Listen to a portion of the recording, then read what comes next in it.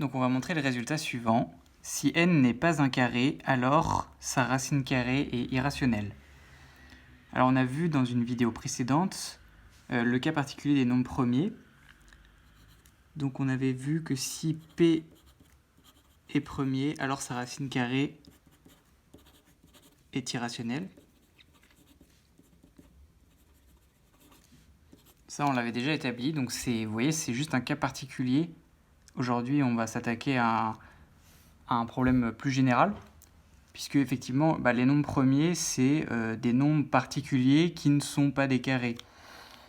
Donc ça on l'avait montré indépendamment, et c'est intéressant quand même de voir les deux démonstrations parce que celle-ci est différente et intéressante en elle-même. Donc on avait déjà établi que les nombres premiers, donc on avait établi que racine de 2, racine de 5, racine de 3, pardon, j'ai oublié, racine de 3, racine de 5, etc. Tout ça, c'était des racines de 7, racine de 11. Tout ça, c'était des nombres... c'est des racines carrées de nombres premiers, donc c'est des nombres irrationnels. Par contre, on n'avait pas traité le cas, par exemple, de racine de 6. On n'avait pas traité le cas de racine de 8. Et donc on va voir aujourd'hui que ces deux nombres-là, c'est également des irrationnels et plein d'autres aussi. Donc en fait, là, avec cette propriété-là, on se rend compte que la racine carrée d'un entier, c'est très souvent irrationnel. Il y a vraiment juste le cas particulier où n est un carré. Donc quand n est un carré, ça veut dire que n, je peux l'écrire comme un certain entier au carré. Et bon, là, directement, racine de n, c'est cet entier en question. Donc, à part ce cas particulier-là où n, où la racine, ça enlève tout le carré et hop, j'obtiens un entier, la racine carrée d'un entier, c'est très souvent irrationnel. Donc, cette propriété-là, déjà, on voit, je l'ai formulée comme ça parce que ça ressemblait à ce qu'on avait déjà démontré. Mais on voit qu'il y a deux négations. C'est n n'est pas un carré, entre n, racine de n n'est pas rationnelle. Donc là, ça fait trop de négations. Moi, je trouve que c'est pas très clair. Donc ce qu'on va faire, c'est regarder la contraposée de cette implication-là. Donc la contraposée, c'est de dire que racine carrée de n est rationnelle implique n est un carré. Voilà, là il n'y a que des affirmations, c'est un peu plus clair. Et ça va être plus simple à démontrer en fait, parce que là, pour le démontrer ça, il faudrait sortir un raisonnement par l'absurde et c'est un peu tordu. Ouais. Donc la contraposée, c'est plus clair. Et si vous avez fait un peu de logique, vous savez que ça dit exactement la même chose, une propriété et sa contraposition. Donc on va s'attaquer à ça. Donc là, on a tout de suite des choses à dire. Traduire ce que c'est le fait que racine de n est rationnelle. Donc je vais invoquer deux entiers pour écrire racine de n comme un quotient.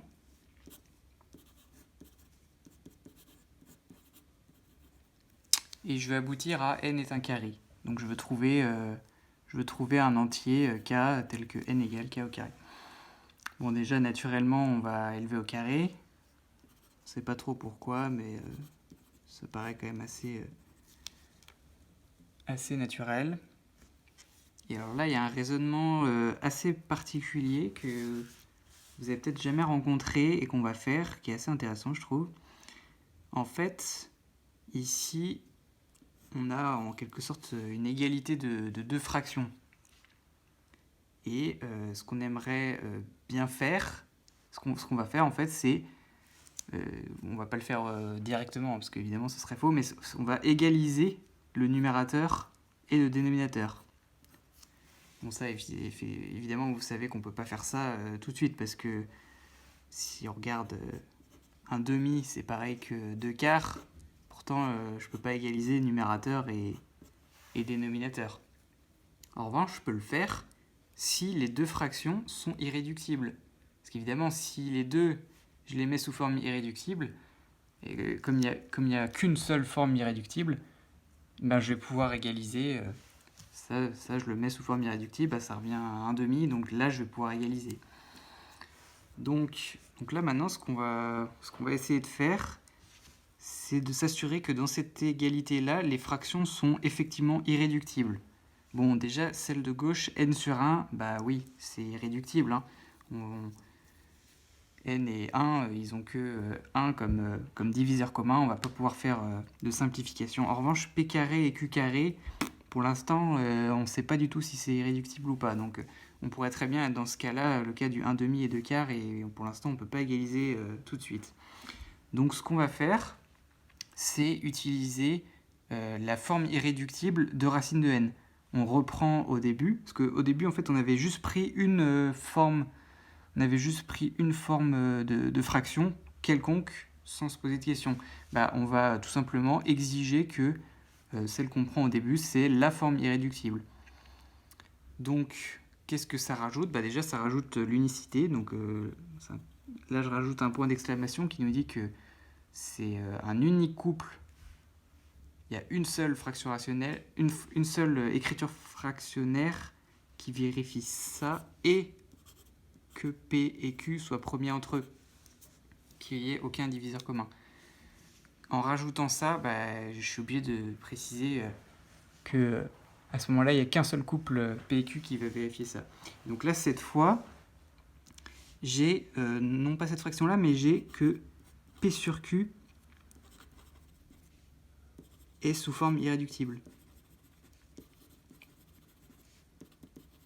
Donc on commence à se rapprocher de ce qu'on veut. Hein. Je rappelle ce qu'on veut, le résultat intermédiaire, ce serait d'avoir la fraction P carré sur Q carré qui soit sous forme irréductible. Pour l'instant, on a P sur Q irréductible. Est-ce que je peux en déduire que P carré sur Q carré est irréductible ? Eh bien, moi, je dis que oui. Pour ça, on peut regarder la décomposition en produit de facteurs premiers.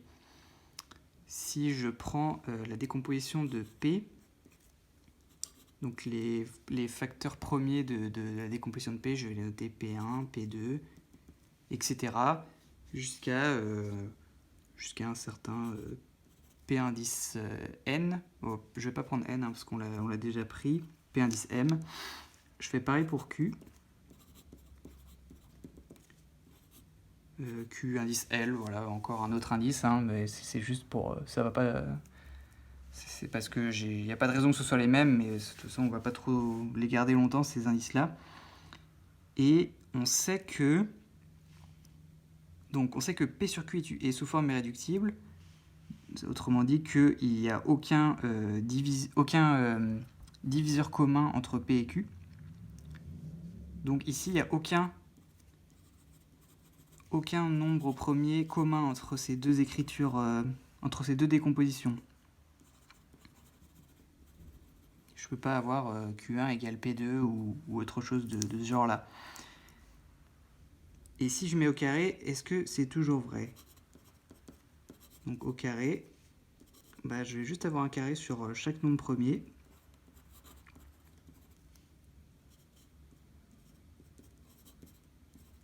Et donc là, je pense que vous voyez venir le truc.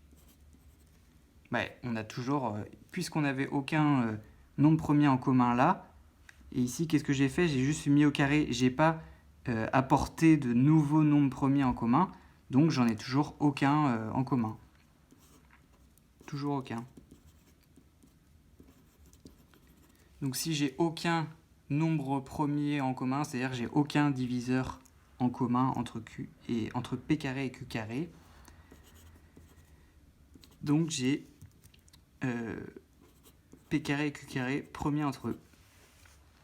Voilà, donc je reviens à ce que je voulais. Ça y est, j'ai montré mon résultat intermédiaire. J'ai plus qu'à remonter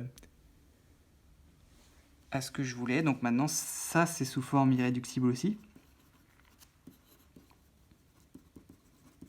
Et donc, on peut utiliser le raisonnement dont je vous parlais, qui est de dire que là, on a deux écritures sous forme irréductible du même nombre, puisqu'ils sont égaux. Donc, par unicité de cette forme irréductible, je peux dire que les numérateurs sont égaux et même que le dénominateur est égaux, même si ça, on ne va pas s'en servir. Nous, ce qui nous intéresse, c'est surtout ça, parce que là, vous voyez, on a réussi à exprimer n comme un entier au carré, et c'est exactement ce qu'on voulait. Donc, n est un carré. Voilà, on a bien démontré que si racine de n est rationnelle, alors n est un carré.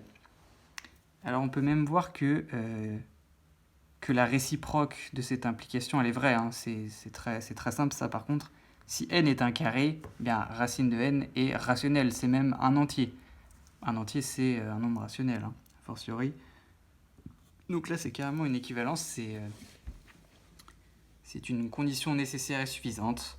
Donc là, dans notre démarche d'essayer d'identifier parmi les racines carrées d'entiers, lesquelles seront rationnelles, lesquelles seront irrationnelles, ça y est, là on a tout déterminé, on a une caractérisation. Donc on sait que les racines carrées d'entiers qui sont rationnelles, c'est tous les nombres qui sont... C'est obtenu qu'avec des carrés, c'est tous les carrés. Donc on pourra pas aller plus loin, on ne pourra pas trouver... parce que là, vous voyez, on rajoutait de plus en plus de nombres dont la racine carrée seront irrationnelles. On est parti des nombres premiers, on a montré que leur racine carrée était irrationnelle, puis que ceux qui n'étaient pas des carrés aussi avaient leur racine carrée irrationnelle. Et bien comme j'ai le retour, je ne pourrais pas en avoir d'autres. Ça y est, j'ai complètement cerné lesquels l'étaient, lesquels ne l'étaient pas. C'est une caractérisation.